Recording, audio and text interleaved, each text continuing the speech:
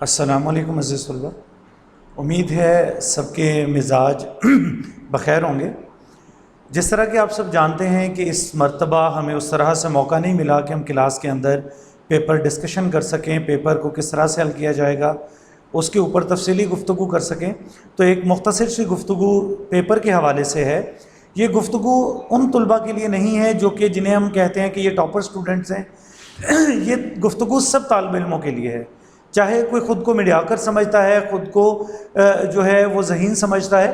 یہ اردو کے پیپر کو حل کرنے کے لیے وہ باتیں ہیں جو ہر طالب علم کے لیے ضروری ہیں۔ جیسا کہ مجھے جانتے ہیں کہ فہد منیر، سب سے پہلے ایک بات جو ہم دیکھیں گے، اردو میں لکھائی کی بہتری کے لیے حروف کی بناوٹ کو دھیان سے اس طرح لکھا جائے کہ ان کی بناوٹ حروف تہجی کے عین مطابق ہو۔ جو حرف سیدھا ہے وہ سیدھا ہی ہو، جو حرف جتنی گولائی میں ہے اتنی ہی گولائی میں ہو، حروف کے شوشے بھی حروف تہجی کے عین مطابق ہوں، نہ کم نہ زیادہ۔ اسی طرح جس حرف کے جتنے نقطے حروف تہجی کے مطابق ہیں اسی کے مطابق سے ہوں، اور نقطے ڈالتے وقت اسی جگہ پر ڈالیں جہاں وہ ہونے چاہیے۔ مزید کہ نقطے نقطوں ہی کی طرح ہوں تاکہ ان سے لفظوں کی بناوٹ نہ بگڑے اور نہ ہی ان کے معنوں پر کوئی فرق پڑے۔ تو عزیز طلبہ، جس طرح سے عام طور پر ہوتا ہے کہ ایک ہی مارکر، ایک ہی پین لے کر طالب علم جو ہیں وہ کمرہ امتحان میں جاتے ہیں، تو اس کے لیے ہمیں اپنے آپ کو تھوڑا سا بدلنا ہے۔ چند باتیں کہ ہمیں اچھے پیپر کو حل کرنے کے لیے، اس کی پریزنٹیشن اچھی رکھنے کے لیے ہمیں چند باتوں کا خیال رکھنا ہے۔ کوشش کریں کہ جو ہم انک استعمال کریں وہ پیلیکن رائل بلو ہو، انک پین جو ہے وہ پیلیکن، پارکر، ڈکس، ڈالر یا SP10 ہو۔ مارکر جو ہے وہ ہمارے پاس راؤنڈ ٹرپ، کٹ نب 604، کٹ نب 605 ہونا چاہیے۔ اسی طرح سے پوائنٹر جو ہے بلو فار ڈرائنگ ہونا چاہیے، بلو پوائنٹر ہمارے پاس ہونا چاہیے، اور لارج اور سمال جو ہیں اسکیل ہونے چاہیے اسموتھ ایج کے ساتھ۔ تو یہ چیزیں ہمارے پاؤچ کے اندر ہونا ضروری ہیں۔ ایک پیپر کو خوبصورت ریپرزینٹ کرنے کے لیے ان تمام چیزوں کی ہمیں ضرورت پڑتی ہے۔ تو اب ہم پہلے کچھ ان سوالات کی طرف چلیں گے جو کہ سال اول اور سال دوم کے مشترکہ سوالات ہیں، یعنی کہ وہ سوالات جو ہماری ٹیکسٹ بک سے بنتے ہیں، کتاب سے بنتے ہیں، اسباق کے اندر سے، نظموں سے اور غزلوں میں سے۔ ان سوالات کو کس طرح سے حل کیا جائے گا اور ان کے کچھ نمونے میں پہلے بھی گفتگو کر چکا کہ یہ پیپر جو میں آپ کے سامنے لا رہا ہوں یا جو میں آپ کو بتا رہا ہوں، یہ ہر طالب علم کے لیے ضروری ہے کہ کم از کم اردو کے پیپر کو نمایاں کر حل کرنے کے لیے، اچھے نمبر لینے کے لیے کم از کم وہ ان ہیڈنگز کو ان جگہوں کے مطابق ضرور بنائے۔ سب سے پہلے ہم دیکھیں گے سوال نمبر 5 سال اول کے لیے بھی اور سال دوم کے لیے بھی، جو کہ ہوتا ہے نظم کا خلاصہ۔ سوال نمبر 5 کے اوپر ہیڈنگ دیں گے۔ ہیڈنگ سے پہلے مارجن لائن اگر آپ دیکھیں تو آپ کی مارجن لائن 1 ٹپ، آپ کی ایک پور جو ہے یہ آپ کی مارجن لائن ہونی چاہیے، اور اس کے بعد سوال نمبر کی ہیڈنگ دیں گے، سوال نمبر 5، اس کے بعد ہم خلاصے کی ہیڈنگ دیں گے۔ یہاں پر اس کا شاعر کا نام اور نظم کا عنوان لکھنا ضروری نہیں ہے کیونکہ دونوں چیزیں ہمارے کویشچن پیپر پر درج ہوتی ہیں۔ ہم صرف خلاصے کی ہیڈنگ دیں گے۔ ٹائم کو بچانا، ٹائم کی بچت جو ہے وہ ہمارے لیے لازمی ہے، اس لیے ہم ان باتوں کی طرف نہیں جائیں گے جن کو لکھتے ہوئے ہمارا وقت ضائع ہو۔ خلاصے کی ہیڈنگ دیں گے، اس کے بعد خلاصہ 10 سے 12 لائنوں پر مشتمل ہوگا۔ خلاصہ لکھتے ہوئے ترتیب کا خیال رکھیں گے۔ خلاصہ لکھتے ہوئے پہلے اور آخری شعر کے مفہوم کو ضرور شامل کریں گے، یعنی جب ہم نظم کے خلاصے کو بیان کریں گے تو پھر ہم اس میں یہ دیکھیں گے کہ جو شعر پہلے ہے اس کا مفہوم پہلے ہی ہو، جو بعد میں ہے اس کا بعد میں ہی ہو۔ ہاں، اگر کوئی ایک آدھا شعر رہ بھی جائے، کوئی بات آگے رہ بھی جائے تو وہ پہلی اور آخری بات نہیں رہنی چاہیے، پہلی اور آخری بات ضرور ہونی چاہیے تاکہ ایگزامینر کی نظر اگر پہلے پڑے تو بھی اس کو دکھائی دے کہ لکھا ہوا ہے، اور آخری نظر بھی اس کی وہی نظر آئے جو ہمارے کتاب میں ہے۔ مثلا یہ خلاصہ ہے۔ اب اس جگہ پر آپ دیکھیں کہ جہاں پر حصہ دوم لکھا، اوپر سوال نمبر 5 لکھا، نظم کا خلاصہ لکھا، خلاصے کی ہیڈنگ دی، یہ تمام چیزیں ضروری نہیں ہیں۔ لیکن آپ کر سکتے ہیں اگر آپ کے پاس ٹائم کی بچت ہے۔ جو چیز ہم نے یہ پہلے ڈسکس کی یہ ضروری ہے، یہ بات جو ہے جو انڈر لائن وغیرہ کیا گیا ہے یہ باتیں آپ کے لیے، اگر آپ اپنے ٹائم کی بچت کر سکتے ہیں، آپ کی رائٹنگ سپیڈ اچھی ہے تو آپ ان چیزوں کو تحریر کریں، ورنہ آپ ان چیزوں کو رہنے دیں۔ اس کے بعد اگلا سوال جو دونوں کلاسوں کا مشترک ہے وہ ہے سبق کا خلاصہ۔ یہ ہمارے پاس ہوتا ہے سوال نمبر 4۔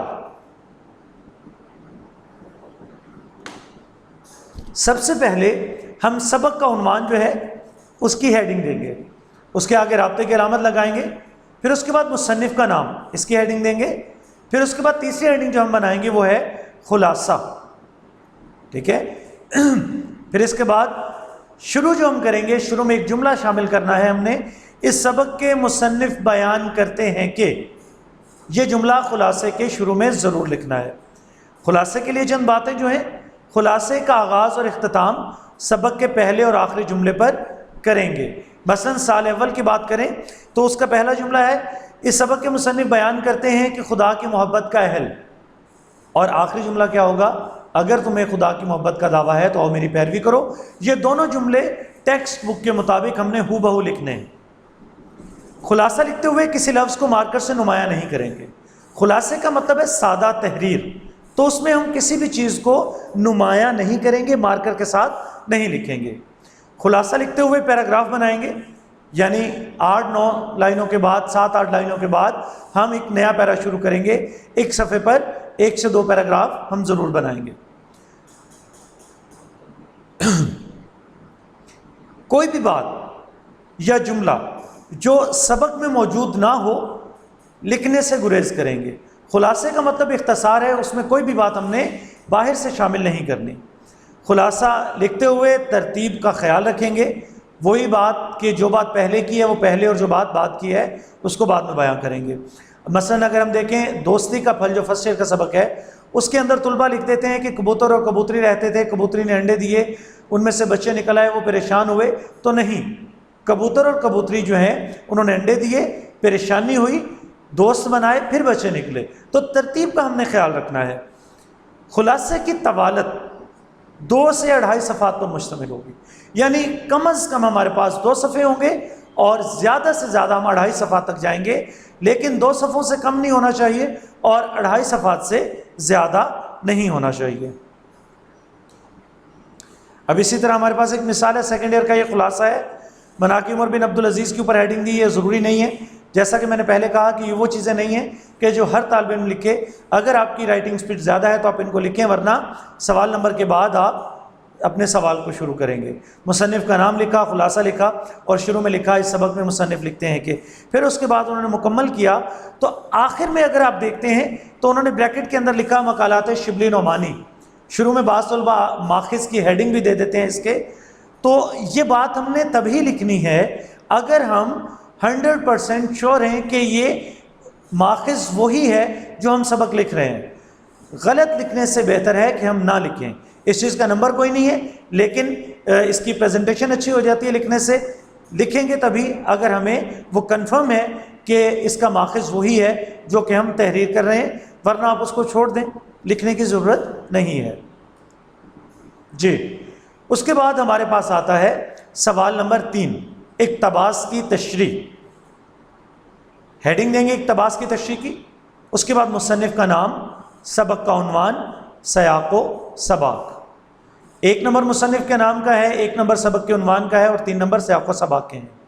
اب سیاق و سباق کی ہیڈنگ دینے کے بعد آپ 12 لائنیں چھوڑ کر 13ویں لائن پر ہیڈنگ بنا لیں تشریح کی، پھر اس کے بعد آپ سیاق و سباق لکھیں، کیونکہ سیاق و سباق کم از کم 8 اور زیادہ سے زیادہ 12 لائن پر مشتمل ہوتا ہے۔ اگر آپ 12 سے زیادہ لکھیں گے تو آپ کا 3 نمبر جو ہے وہ ضائع ہو جائیں گے، سیاق و سباق کٹ جائے گا۔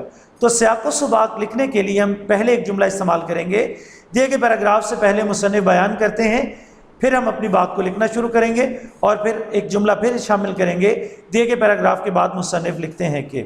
بنیادی طور پر ان 12 لائنوں میں ہم نے پورے سبق کے مفہوم کو شامل کرنا ہے، لیکن اس کو 2 حصوں میں تقسیم کر دینا ہے، دیے گئے پیراگراف سے پہلے اور دیے گئے پیراگراف کے بعد۔ اگر یہ جملہ دیے گئے پیراگراف سے پہلے اور دیے گئے پیراگراف کے بعد آپ مارکر سے لکھنا چاہیں تو یہ مارکر سے لکھ سکتے ہیں، اس سے خوبصورتی میں اضافہ ہو جائے گا۔ 8 لائنوں سے کم کسی صورت میں نہیں لکھنا اور 12 لائنوں سے زیادہ کسی صورت میں نہیں لکھنا۔ تشریح کے لیے جو ہدایت ہیں، تشریح میں پیراگراف کو لیتے ہوئے بات کو سبق کے مرکزی نقطے کے گرد رکھیں گے، یعنی اگر ہمارے پاس اسوہ حسنہ کا کوئی پیرا آ گیا تو بات ہماری اسوہ حسنہ کے اوپر ہی ہوگی، کیونکہ پورے سبق کے اندر وہی گفتگو ہے۔ مناقب عمر بن عبدالعزیز سے کوئی پیرا آ گیا تو حضرت عمر بن عبدالعزیز کی خوبیوں ہی سے بات ہوگی، تو ہم اپنی بات کو سبق کے عنوان کے گرد گھمائیں گے۔ تشریح کا بنیادی نقطہ ہمارے سبق کا عنوان ہوگا۔ تشریح کرتے ہوئے موقع مال کی مناسبت سے حوالہ جات کا استعمال کریں گے۔ حوالہ لکھنے سے پہلے بات کو حوالے کی جانب موڑیں گے۔ مثلا اگر ہم وہ حوالہ لکھنا چاہتے ہیں کہ تم سے پہلے بنی اسرائیل اس لیے تباہ ہوئے، وہ کمزوروں کے ساتھ سختی اور طاقتوروں کے ساتھ نرمی برتتے تھے، تو ہم پہلے گفتگو کو اس جانب موڑیں گے۔ ہم لکھیں گے کہ جو اسلام ہے وہ بھی انصاف پسندی کی دعوت دیتا ہے، انصاف پسندی کا سبق دیتا ہے۔ حضور صلی اللہ علیہ وآلہ وسلم نے تو خود فرمایا تھا، لکھنے کے بعد پھر ہم اس حوالے کو بیان کریں گے۔ تو جب بھی جو حوالہ ہمارے ذہن میں ہو، ہم بات کو پہلے 3-4 لائنوں میں اس کی جانب موڑیں گے، پھر ہم اس حوالے کو لکھیں گے۔ حوالہ لکھنے سے پہلے رابطے کی علامت لگائیں گے۔ تشریح سبق کی پوری کہانی بیان نہیں کریں گے۔ تشریح میں سبق کی پوری کہانی کو بیان نہیں کریں گے، اس سے مطلب یہ ہے کہ اگر اکبری کی حماقتیں میں سے خلاصہ آ جاتا ہے، تشریح آ جاتی ہے، تو تشریح میں ہم نے اکبری کی اس پوری کہانی کو بیان نہیں کرنا، اس میں ہم نے بیان کرنا ہے خواتین کی تعلیم و تربیت کی اہمیت اور اس کی ضرورت کو۔ اسی طرح سے دوستی کا پھل جو ہے، اس کے اندر ہم نے پوری کہانی کو بیان نہیں کرنا۔ تو جب بھی ہم تشریح کریں گے، ہم اس موضوع کی وضاحت کریں گے بجائے اس کے کہ ہم اس سبق کا خلاصہ لکھیں۔ تشریح میں الفاظ کو نمایاں کرنے کے لیے مارکر کا استعمال کر سکتے ہیں، اور ضرور کرنا چاہیے۔ اہم الفاظ کو مارکر سے لکھنا چاہیے، کیونکہ تشریح وضاحت ہے، تو وضاحت کے لیے مارکر کو استعمال کریں گے نمایاں کرنے کے لیے الفاظ کو۔ تشریح کی طوالت کم از کم 3 صفحات ہوگی۔ 3 صفحات تشریح کے ہوتے ہیں، اور تقریباً آدھا صفحہ ہمارے پاس سیاق و سباق وغیرہ کا ہو جاتا ہے، تو کل ملا کر یہ سوال ہمارا تقریباً 3.5 سے 4 صفحات کا بنتا ہے۔ اب تشریح کے لیے نمونہ ایک سیکنڈ ایئر میں سے بنایا، وہ دیکھیں۔ مثلا سبق تشکیل پاکستان سے پیراگراف آتا ہے، دیا گیا پیراگراف سبق تشکیل پاکستان سے لیا گیا ہے، جس کے مصنف میاں بشیر احمد ہیں۔ آپ ایک سچے مسلمان اور اسلام کے شہدائی تھے، مسلمانوں کی فلاح کی خاطر کلمی علمی جہاد میں مصروف رہے۔ آپ صحافی، نثر نگار اور شاعر بھی تھے۔ تحریک پاکستان کے دنوں میں آپ کی ایک نظم بہت مشہور ہوئی، جس کا ایک مصرع ہے، ملت کا پاسماں ہے محمد علی جناح۔ مضمون تشکیل پاکستان 1966 رسالہ قومی زبان میں اسلامی ہند میں بیداری اور تشکیل پاکستان کے عنوان سے شائع ہوا تھا۔ اب اس میں دیکھیں، ہم نے الفاظ کو نمایاں بھی کیا، اور اس میں ہم ماخذ کو بھی شامل کر لیا، اور ہم نے مصنف کے تعارف کو بھی شامل کر لیا۔ مصنف کے تعارف سے مراد یہ قطعاً نہیں ہے وہ کہاں پیدا ہوئے، کہاں وفات پائی، اس سے مراد ان کا کام ہے، ان کا اسلوب ہے۔ اسی طرح سال اول کی ایک تشریح ہے، دیکھیں طالب علم نے جو ہے تشریح طلب عبارت سے پہلے لکھا، پھر تشریح طلب عبارت کے بعد لکھا، اور پھر تشریح شروع کی، اور اس میں اس نے الفاظ کو نمایاں کرنے کے لیے مارکر کا استعمال کیا۔ اب یہ دیکھیں، ماخذ کی تفصیل دی کہ 24 دسمبر 1870 کو وطن واپسی پر رسالہ تہذیب الاخلاق جاری کیا۔ اب اس میں جو تاریخیں تھیں وہ نمایاں کر دیں، جو اہم نام تھے، جو کتابیں تھیں، جو ادارے تھے، ان چیزوں کو مارکر کے ساتھ نمایاں کر دیا۔ تو آپ بھی تشریح کرتے ہوئے ان چیزوں کا خیال رکھیں گے۔ اس کے بعد سوال آ جاتا ہے ہمارے پاس نظم کے اشعار کی تشریح۔ سوال نمبر 2 ہے جز الف، ہیڈنگ بنائیں گے نظم کے اشعار کی تشریح، اس کے بعد نظم کا عنوان، شاعر کا نام، اور پھر مفہوم۔ مفہوم کے بعد 4 لائنیں چھوڑ کر آپ تشریح کی ہیڈنگ دیں گے۔ مفہوم میں اشعار کو نثر میں بدل کر لکھنا ہے، یعنی اشعار کا مفہوم سادہ الفاظ میں بیان کرنا ہے۔ اب اسی طرح ایک مثالی ہم نے تشریح نیچے شروع کی کہ دیے گئے اشعار مولانا ظفر علی خان کی نظم ہم سے لیے گئے ہیں۔ آپ کی شاعری سیاسی، سماجی، معاشی، معاشرتی، مذہبی اور موقع محل کی مناسبت سے ہوتی تھی۔ آپ روانی کے ساتھ سینکڑوں اشعار کہہ لیتے تھے۔ آپ کے بارے میں علامہ اقبال جیسے عظیم مفکر نے کہا، میرے نزدیک ظفر علی خان غیر معمولی دل و دماغ کے آدمی ہیں، جن کا قلم اپنی روانی میں دنیا کے بڑے بڑے مجاہدین کی تلواروں سے کم نہیں. تو اس کو ہم انورٹڈ کاماز میں لکھیں گے، مارکر سے لکھیں گے. پھر ہم نے نظم کے ماخذ کے بارے میں بتایا. یہ نظم آپ کے مجموعہ حبسیات سے لی گئی ہے. حبسیات سے مراد وہ کلام ہوتا ہے جو شاعر نے دوران قید لکھا ہو.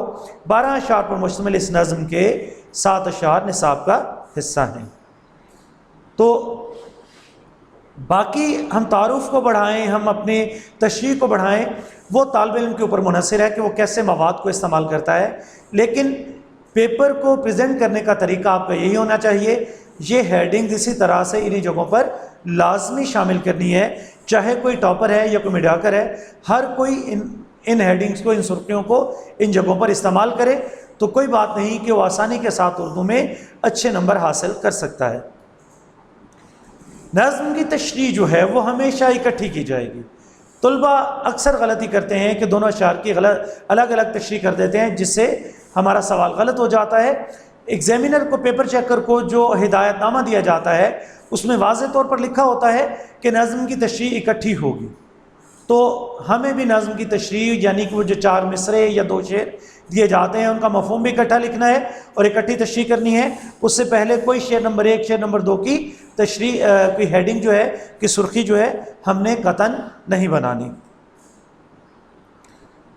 تشریح کی طوالت 3.5 سے 4 صفحات ہوگی. تشریح میں حوالہ دینے سے پہلے بات کو اس جانب موڑیں گے. یعنی طالب علم اکثر کیا کرتے ہیں، بات کو چھوڑتے ہیں، نیچے کوئی شعر لکھتے ہیں، بات پھر شروع کر دیتے ہیں. تو اس سے پہلے بقول شاعر، بقول دانا یا کسی شاعر نے کیا خوب کہا ہے، ایک دانشور نے اس موضوع پر یوں لکھا، کہ جیسا جملہ لکھنے کے بعد پھر ہم اس حوالے کو دیں گے، اس حوالے کو شامل کریں گے، ورنہ وہ غلط تصور ہوگا. نظم کیونکہ ایک ہی موضوع پر مشتمل ہوتی ہے اس لیے پوری نظم کو تشریح میں استعمال کر سکتے ہیں. یعنی ہم کا کوئی بھی شعر آئے تو ہم پوری ہم کو تشریح میں استعمال کر سکتے ہیں. مثلا یہ نظم کے عنوان ہے، شاعر کا نام ہے خدا سر سبز رکھے اس چمن کو مہرباں ہو کر اکبر الہ آبادی کی. اس مرتبہ یہ اسمارٹ سلیبس میں نہیں ہے، صرف نمونے کے لیے. پھر اس کے بعد تشریح کی ہیڈنگ دی اور پھر اس کو آگے لے کر چلے. اب جو ہے غزل کے اشعار کی تشریح، یہ بھی وہ سوال ہے جو سال اول اور سال دوم کا مشترکہ سوال ہے، یعنی دونوں کلاسز میں ہے.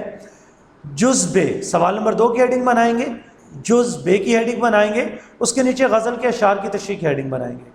پھر اس کے نیچے ایک ہیڈنگ بنائیں گے شاعر کا نام یا شعر نمبر 1 کی تشریح.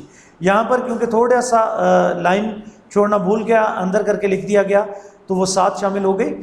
شعر نمبر 1 کی تشریح، شاعر کا نام، پھر مفہوم. مفہوم جو ہے وہ آپ کا 2 لائنوں پر ہو. مفہوم کی ہیڈنگ دینے کے بعد آپ تشریح کی ہیڈنگ دیں تاکہ مفہوم آگے نہ بڑھ سکے. مثلا 10 ذیل اشعار دیوان غالب سے لیے گئے ہیں. 9 اشعار پر مشتمل اس غزل کے 7 اشعار نصاب کا حصہ ہیں. اس کے بعد شاعر کا مختصر تعارف دیں گے. تعارف سے مراد پہلے گفتگو کر چکا کہ شاعر کے ذاتی حالات نہیں ہیں، اس کا اسلوب، اس کا انداز، اس کا اردو ادب کے لیے کام ہے. اس کے بعد جو ہے جب ہمارے صرف پہلے شعر کی تشریح کریں گے، اس شعر نمبر 1 کی تشریح کی ہیڈنگ کے بعد، جب ہماری یہ ہیڈنگ تشریح مکمل ہو جائے پھر اس کے بعد شعر نمبر 2 کی تشریح کی ہیڈنگ دیں گے، پھر اس کا مفہوم لکھیں گے، تشریح کریں گے. پھر شعر نمبر 3 کی تشریح کی ہیڈنگ دیں گے، مفہوم لکھیں گے، تشریح کریں گے. تو ہمارے پاس اس کے نمبر ہوتے ہیں 3 × 3 × 3 × 1. تو 3 نمبر کے 3 جز بنانا ہمارے لیے ضروری ہے، جس کو ہم شعر نمبر 1، شعر نمبر 2، شعر نمبر 3 کی تشریح کی طرح بنائیں گے. اب شعر کی تشریح، تعارف آپ جو بھی لکھ رہے ہیں، جتنا بھی لکھ رہے ہیں، اس کے بعد جو ہم نے شعر کو ایکسپلین کرنا ہے وہ کرنا ہے 1.5 صفحہ. تو عموماً آدھے صفحے کا ہمارے پاس تعارف ہو جاتا ہے. اس کے بعد ہم تقریباً 1.5 صفحہ تشریح کریں تو ہمارے پاس کل 2 صفحے پہلے شعر کی تشریح بنتے ہیں. دوسرے شعر میں ہم نے نہ تو شاعر کا نام دوبارہ لکھنا ہے اور نہ ہی ہم نے دوبارہ سے شاعر کے تعارف کو شامل کرنا ہے. تو شعر کو ایکسپلین کرنا ہے تو وہ 1.5 صفحہ ہوگا. اسی طرح شعر نمبر 3 کی تشریح بھی 1.5 صفحہ ہوگی. تو کل ملا کر ہمارے پاس یہ تقریباً کم از کم 5 صفحات بن جاتے ہیں. اب اسی طرح یہ جس طرح کی دیکھیں، غزل کے اشعار کی تشریح کی ہیڈنگ دی گئی، اس کے بعد شاعر کا نام لکھا گیا اور پہلے شعر کی تشریح کی ہیڈنگ دی گئی، مفہوم لکھا گیا، تشریح لکھی گئی، مختصر سا شاعر کا تعارف ہے اور پھر اس کے بعد تشریح شروع کر دی گئی. اسی طرح یہ حیدر علی آتش کے فرسٹ شعر کے اندر تو دیکھیں الفاظ کو نمایاں کیا گیا، بالکل کر سکتے ہیں، لیکن اس کے ساتھ آپ نے اس غلطی کو نہیں دہرانا جو یہاں پر کی گئی۔ بقول آل احمد سرور لکھا گیا، یہ مارکر کے ساتھ لکھا گیا۔ آل احمد سرور کو ہم نے پین سے لکھنا ہے، ہاں جو اس کے نیچے حوالہ دیا گیا، آتش کے ہاں جذبہ بھی ہے، گرمی بھی ہے، گداز بھی ہے، یہ مارکر سے ہی لکھیں گے۔ اسی طرح اس کے نیچے لکھا گیا بقول رام بابو سکسینہ، رام بابو سکسینہ بھی مارکر سے لکھ دیا گیا، جو کہ ہم نے پین سے لکھنا ہے۔ لیکن جو اصل بات یہاں پر ہے جو آپ نے ذہن نشین کرنی ہے کہ دو حوالے اکٹھے نہیں دینے، ان میں سے آپ کوئی ایک استعمال کریں گے، ان دونوں کو اکٹھا استعمال نہیں کریں گے۔ تشریح کے اندر بھی کسی بھی چیز کی تشریح، وہ چاہے سیاق و سباق کی تشریح ہے یا وہ تشریح ہمارے پاس نظم و غزل کی ہے، تو اس کے اندر بھی ہم جب بھی ایک حوالہ دیں گے اس کے بعد دوسرے حوالے کے درمیان میں ہمیں ایک گیپ رکھنا ہے جو کم از کم 8 سے 10 لائنوں کا ہوگا، یعنی ایک صفحے پر 1 سے 2 حوالے ہوں گے، اس سے زیادہ حوالے استعمال نہیں کریں گے، اور ان کے درمیان میں ہماری نثر بھی آنی چاہیے، یہ نہ ہو کہ جس طرح یہ حوالے دونوں ساتھ ساتھ یہاں پر دے دیے گئے جو کہ غلط ہیں۔ جی اب 2 سوالات ایسے ہیں جو کہ سال دوم کے ہیں، اس کے بعد ہم گفتگو کریں گے سال اول کی۔ اب پہلا جو سوال آتا ہے وہ ہے 7واں سوال خط کے حوالے سے۔ مثلا آپ کے پاس سوال آ گیا دوست کی والدہ کے نام، دوست کے نام والدہ کی وفات پر اظہار تعزیت کا خط، تو اس میں آپ سوال نمبر 7 کی ہیڈنگ بنائیں گے، خط آگے لکھیں گے یا خط نگاری لکھ دیں گے، اس کے بعد آپ ہیڈنگ بنائیں گے دوست کے نام والدہ کی وفات پر اظہار تعزیت کا خط، پھر ہم لکھیں گے از کمرہ امتحان، اس کے بعد قوما کا استعمال لازمی کریں گے، پھر اس کے بعد ہم لکھیں گے 1 جنوری 2020، لفظ جو ہے آپ یکم استعمال کریں تاکہ آپ کی تاریخ کی غلطی نہ ہو۔ 1 نمبر از کمرہ امتحان کا ہے، 1 نمبر تاریخ کا ہے، 1 نمبر جو ہے القاب و آداب کا ہے، اور اس کے بعد 1 نمبر جو ہے ہمارے پاس اختتامیہ میں ہے والسلام وغیرہ کا، اور 6 نمبر ہمارے پاس اندر اس کے نفس خط کے ہیں۔ تو اس کے بعد ہم درمیان میں ہیڈنگ بنائیں گے پیارے دوست، اس کے بعد ندائیہ کی علامت استعمال کریں گے، پھر ہم نئی لائن سے بات کو شروع کریں گے، السلام علیکم کل آپ کا خط موصول ہوا، اور اس کے بعد ہم آگے جو بھی تحریر کرتے جائیں۔ خط کی طوالت 2 صفحات ہوگی، جب 2 صفحات ہو جائیں تو پھر اس کے بعد ہم اختتامیہ اسی طرح بنائیں گے جس طرح یہ لکھا گیا، والسلام آپ کا شریک غم، اور الف ڈیش بے ڈیش جیم۔ اب دوسری طرح کا خط جو ہمارے پاس ہے وہ ہے ایڈیٹر کے نام، سیم بالکل اسی طرح سے از کمرہ امتحان، تاریخ۔ اچھا اس میں بیٹا ایک چیز رہ گئی پیچھے کہ تاریخ ہم نے دونوں طرح سے لکھی، اردو اور انگلش دونوں میں ہم نے لکھ لی، لیکن دونوں میں فرق دیکھ لیں، ہم دونوں کو استعمال کر سکتے ہیں، لیکن اگر اردو والے لکھیں گے تو اس میں ہم 0 نہیں ڈالیں گے، اس میں ہم ڈاٹ ڈالیں گے، یہ ذہن نشین رکھیں گے۔ محترم ایڈیٹر کے بعد ندائیہ کی علامت آئے گی، اس کے بعد نچلی لائن میں روزنامہ نوائے وقت انورٹڈ کاماز کے اندر لاہور، لاہور لکھ لیں، ملتان لکھ لیں، کراچی لکھ لیں، کسی بھی بڑے شہر کا نام ہم لکھ سکتے ہیں۔ پھر اس کے بعد السلام علیکم کے بعد قوما، میں آپ کے اخبار کا مستقل قاری ہوں، اور اس کے بعد آپ کو لکھوایا ہوا کہ ہم نے کیا لکھنا ہے۔ اسی طرح 2 صفحات جب ہمارے پورے ہو جائیں تو پھر ہم لکھیں گے والسلام آپ کے اخبار کا قاری، الف ڈیش بے ڈیش جیم، ایک محب وطن، ایک مخلص شہری، کوئی بھی لفظ ہم یہاں پر استعمال کر سکتے ہیں، لیکن جس جگہ پر ہیڈنگ ہم نے بنائی، جون سے بنائی، یہ ہیڈنگ وہی رہے گی، اس چیز کا ہم نے ضرور خیال رکھنا ہے۔ اس کے بعد آ جاتا ہے ہمارے پاس سب سے اہم سوال سیکنڈ ایئر کا، اس مرتبہ تو زیادہ اہم، ایک تو اہم اس لیے ہوتا ہے کہ یہ 20 نمبر کا سوال ہے، اس مرتبہ کیونکہ طلباء کو سال دوم کی بنیاد پر سال اول کے نمبر ملیں گے، تو اگر مضمون کے 20 نمبر ہیں تو ہم اس کو 40 سمجھیں گے۔ تو مضمون نویسی جو ہے اس کے لیے چند باتیں، اس موضوع کا انتخاب کریں گے جس کے بارے میں خاطر خواہ معلومات ہوں۔ مضمون کے تینوں حصوں تمہید، نفس مضمون اور اختتامیہ کا خیال رکھیں گے۔ مضمون لکھتے ہوئے خوش خطی کا خیال رکھیں گے، اگر خوش خط نہیں لکھ سکتے تو عبارت صفائی کے ساتھ لکھیں، یعنی اس میں کٹنگ وغیرہ نہیں ہونی چاہیے۔ مضمون میں تکرار سے گریز کریں گے، ایک ہی بات کو بار بار نہیں لے کر چلیں گے۔ عبارت میں ربط ہونا چاہیے، یعنی ایک پیرے کا دوسرے پیرے سے کوئی تعلق ہونا چاہیے۔ ایک صفحے پر 2 سے 3 پیراگراف بنائیں گے۔ مضمون میں سرخیاں یعنی ہیڈنگ نہیں بنائیں گے، ایک صفحے پر ایک، اور اگر بہت ضرورت ہو تو 2 حوالے لکھے جا سکتے ہیں۔ پہلا پیرا تمہید کا ہوگا جو کہ مختصر ہوگا، اس پیراگراف میں ہم اپنے موضوع کی وضاحت کریں گے، مثلاً تعلیم نسواں ہے تو ہم اس میں بتائیں گے تعلیم کیا ہے اور عورتوں کی تعلیم کس کو کہا جاتا ہے۔ اسی طرح سے اگر ماحولیاتی آلودگی ہے تو ہم بتائیں گے کہ ماحول کس کو کہتے ہیں، پھر اگلے پیرے سے ہم بات کو شروع کریں گے. یعنی تمہید کا پیرا جو ہے وہ ہمارا 6 سے 8 لائنوں پر مشتمل ہونا چاہیے. پھر اس کے بعد نفس مضمون کی طوالت کم از کم 7.5 صفحات ہوگی. اس میں مکمل بحث کریں گے، حوالات وغیرہ سب اسی میں لکھیں گے، تجزیات، تبصرہ، رائے سب کچھ اسی میں لکھنا ہے. پھر اس کے بعد اختتامیہ، اس پیراگراف میں پورے مضمون کا نچوڑ پیش کریں گے. جب آپ دیکھیں کہ آپ کے پاس 5 منٹ یا 10 منٹ باقی بچے ہیں تو پورے مضمون کا نچوڑ پیش کر دیں. لالچ نہ کریں کہ ہم ایک صفحہ مزید لکھ لیں یا ایک پیراگراف مزید لکھ لیں. تو مضمون کے ان 3 چیزوں کا جو ہم نے بیان کی، تمہید، نفس مضمون اور اختتامیہ، ان کا پورا ہونا ضروری ہے. اگر آپ کا اختتامیہ نہ بنا تو مضمون ایک اچھا مضمون شمار نہیں ہوگا، تو آپ کو پورے نمبر اس میں نہیں ملیں گے. تو مضمون کا نچوڑ پیش کریں گے. الغرض، مختصر یہ کہ وقت کی قلت کے باعث میں اپنے مضمون کو ان الفاظ پر سمیٹتا ہوں وغیرہ کا جملہ استعمال کریں گے. یعنی آخری پیراگراف کا آغاز ایسے جملے سے کریں گے کہ پیپر چیکر کو یہ پتہ چل جائے کہ ہم اپنے مضمون کو باقاعدہ طور پر ختم کر رہے ہیں. اور اختتامیہ بھی ہمارا 6 سے 8 لائنوں پر ہوگا. اس اختتامیہ کے اندر ہمیں کسی نئی بحث کا آغاز نہیں کرنا. مضمون کی طوالت کم از کم 8 صفحات ہوگی. اس کے بعد بیٹا کہ اگر آپ نے جب پیپر کو حل کرنا ہے، جو آپ کا 100 نمبر کا پیپر ہے، تو اس نے آپ کس ترتیب سے اس کے سوالات کو حل کریں گے. اگر آپ اس ترتیب کے ساتھ چلتے ہیں تو آپ کا کوئی بھی ایسا سوال نہیں ہوگا جس کو آپ نہ حل کر پائیں. سب سے پہلے سوال نمبر 5 نظم کا خلاصہ لکھیں گے. اس کے بعد سوال نمبر 7 خط لکھیں گے. پھر سوال نمبر 4 سبق کا خلاصہ لکھیں گے. پھر اس کے بعد سوال نمبر 3 سبق کی اقتباس کی تشریح کریں گے. پھر سوال نمبر 2 جو ظلف نظم کی تشریح کی جائے گی، نظم کے اشعار کی. پھر اس کے بعد سوال نمبر 2 بے جز غزل کے اشعار کی تشریح ہوگی. اور آخر میں آپ اپنے مضمون کو حل کریں گے. کیونکہ مضمون 8 صفحات پر ہوگا تو خدا نہ خواستہ اگر آپ کی رائٹنگ سپیڈ زیادہ نہیں ہے، آپ مکمل نہیں کر پاتے، تو 5-6 صفحات، 4 صفحات، 5 صفحات تو کم از کم لکھ لیں گے. تو اس سے یہ ہوگا کہ آپ کا ایک سوال نامکمل رہے گا، باقی تمام سوال آپ کے مکمل ہو چکے ہوں گے. تو ہم اس ترتیب کو ذہن میں رکھتے ہوئے اپنے پیپر کو حل کریں گے. اب ہم چلیں گے سال اول کے طالب علموں کی طرف. تو وہ سوالات جو سال اول میں شامل ہیں، سوال نمبر 8 ہمارے پاس ہوتا ہے تلخیص کا. اس کے لیے ہم ہیڈنگ بنائیں گے تلخیص شدہ عبارت. جیسا کہ آپ جانتے ہیں کہ آپ کو ایک پیراگراف دیا جاتا ہے جس کو پڑھنے سمجھنے کے بعد ہم نے اس کے مفہوم کو مختصر کر کے لکھنا ہوتا ہے.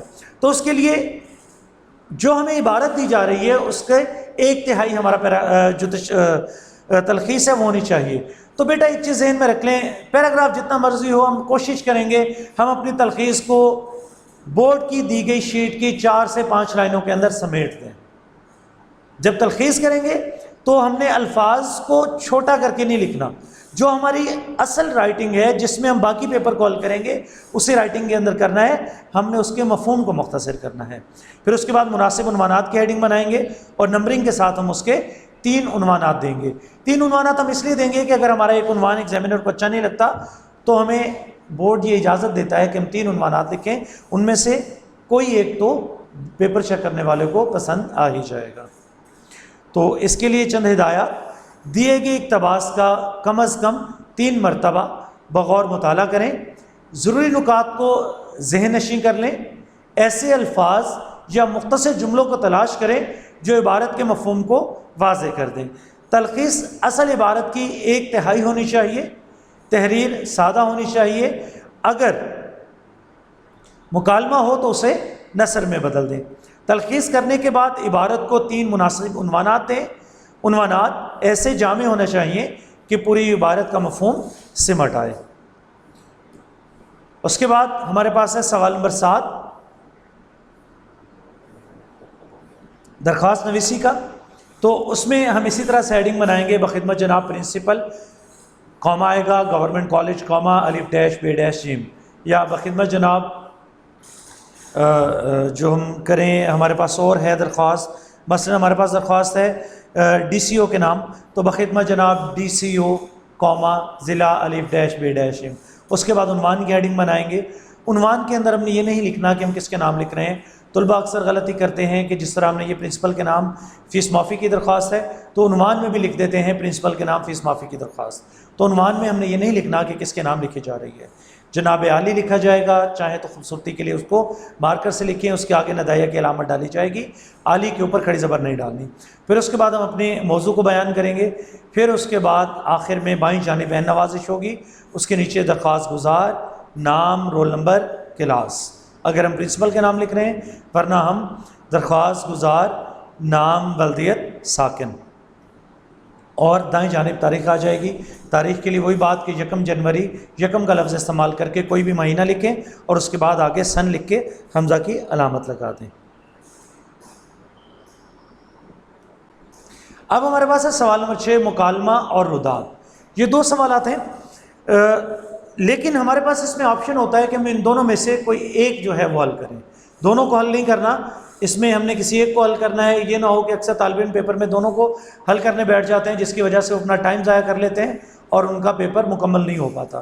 تو سوال نمبر 6 جو ہے مکالمہ یا رداد، اس میں سے ہمیں ایک چیز حل کرنی ہے۔ مکالمے کے لیے چند باتیں۔ مکالمہ لکھتے وقت موضوع اور اس سے متعلقہ بنیادی نکات کو پیش نظر رکھا جائے گا۔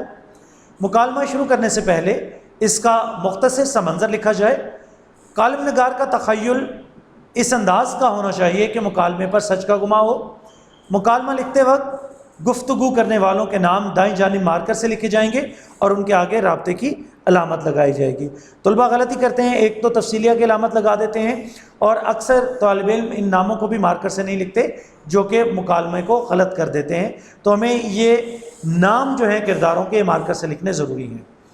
مکالمے میں خیالات سادگی اور بے تکلفی سے بیان کیے جائیں۔ مکالمہ لکھتے وقت موقع مال کے مطابق آیات، احادیث، اشعار، مصرع یا ضرب المثل سے مکالمے کی دلکشی میں اضافہ ہوتا ہے۔ کسی ایک کردار کے مکالمہ ایک وقت میں 3 لائنوں سے زیادہ نہیں ہونا چاہیے، یعنی پھر ہم کسی دوسرے کی گفتگو کو درمیان میں ضرور شامل کریں گے، یہ نہ ہو کہ 6 7 لائنوں پر ایک ہی کردار جو ہے وہ گفتگو کرتا چلا جائے۔ مکالمے میں تکرار اور فضول تفصیلات سے گریز کریں گے، اور سب سے اہم بات، مکالمے کی طوالت 3 صفحات پر مشتمل ہوگی۔ اب یہ مکالمے کا ایک نمونہ کہ شروع میں منظر لکھا، منظر بریکٹ کے اندر کوشش کریں گے 2 لائنوں سے زیادہ نہ ہو، السلام علیکم کے بعد ندائیہ، وعلیکم السلام کے بعد ندائیہ، اور علامتوں کا خیال رکھیں گے، کوشش کریں کہ علامتوں کو بھی ہم مارکر سے لگائیں تو ہمارا پیپر خوبصورت ہو جاتا ہے۔ ایک غلطی طالب علم جو کرتے ہیں وہ یہ کہ یہ جو کرداروں کے نام لکھے ہوئے ہیں یہ مارجن لائن کے باہر لکھ دیتے ہیں، جو کہ باہر قطعاً ہم نہیں لکھیں گے۔ اسی طرح سے حوالے کا استعمال دیکھیں اس میں کیا گیا، اور پھر اختتامی منظر بھی بنایا گیا اور اس کو بریکٹ میں لکھا گیا۔ جی، اس کے بعد ہمارے پاس اگلا سوال جو ہے وہ ہے رداد۔ رداد کسی تقریب، جلسے یا واقعے پر مشتمل ہوتی ہے۔ دن، تاریخ، مہمانان گرامی وغیرہ کا خاص طور پر ذکر کیا جاتا ہے۔ یہ ایک طرح کی آنکھوں دیکھی کارروائی ہوتی ہے جس سے مخصوص ٹائم فریم میں رکھ کر ایک خاص زبان میں لکھا جاتا ہے تاکہ تقریب یا واقعے کی تمام جزیات ترتیب وار سامنے آ سکیں۔ تمہید کا پہلا پیرا بنانے کے بعد تقریب کا آغاز تلاوت کلام پاک اور پھر نعت رسول مقبول سے ہوتا ہے۔ صاحب صدر یا مہمان خصوصی کے خطاب کے کچھ جملے رداد میں شامل کرنا ضروری ہیں۔ موقع محل کے مطابق آیات، احادیث، اشعار، ضرب المثل وغیرہ ضرور درج کریں۔ رداد کی طوالت 3 صفحات پر مشتمل ہوگی۔ اب یہ دیکھیں، سیرت النبی کی رداد لکھنا شروع کیا، اس کے بعد مہمان خصوصی کے الفاظ کو مارکر سے لکھا اور پھر اختتامیہ بنایا گیا۔ جی بیٹا، تو پیپر حل کرنے کی ترتیب کہ ہم پیپر کو کس طرح سے حل کریں گے۔ سب سے پہلے ہم سوال نمبر 8 تلخیص کا کریں گے، اس کے بعد سوال نمبر 5 نظم کا خلاصہ لکھیں گے، اس کے بعد سوال نمبر 7 درخواست لکھیں گے، اس کے بعد سوال نمبر 4 سبق کا خلاصہ بیان کیا جائے گا، پھر سوال نمبر 6 رداد یا مکالمہ جو آپ لکھنا چاہیں وہ لکھیں گے۔ اکثر طالب علم یہ سوال کرتے ہیں کہ سر ہم رداد لکھیں یا مکالمہ، تو بیٹا جو چیز آپ کی بہتر تیار ہے آپ اس کو بیان کریں، اس کو تحریر کریں، تو دونوں میں اچھے نمبر آسانی سے مل جاتے ہیں۔ پھر سوال نمبر 3 سبق کی تشریح کریں گے، پیراگراف کی اقتباس کی تشریح ہوگی، پھر سوال نمبر 2 جز الف نظم کی تشریح، اور پھر آخر میں سوال نمبر 2 جز ب غزل کے اشعار کی تشریح ہوگی۔